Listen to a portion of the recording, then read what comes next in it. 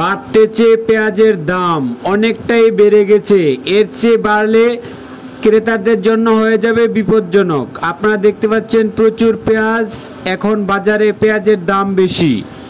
এখন বর্তমানে পেঁয়াজের দাম যেটা আছে সেটা থাকলে মোটামুটি চলে, কিন্তু এর চেয়ে বেশি হয়ে গেলেই বিপজ্জনক। আপনারা দেখতে পাচ্ছেন অনেক পেঁয়াজ, দেশি পেঁয়াজ। আজ জানাবো দেশি পেঁয়াজের পাইকারি দর।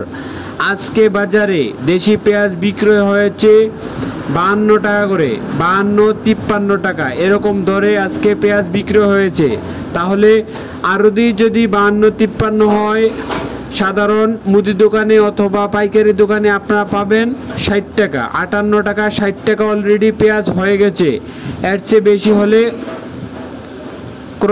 ক্রয়ের বাহিরে হয়ে যাবে, ক্রয় ক্ষমতার বাহিরে হয়ে যাবে। যদি 70-80 টাকা, 90 টাকা হয়ে যায় তাহলে অনেক ক্ষতি হবে।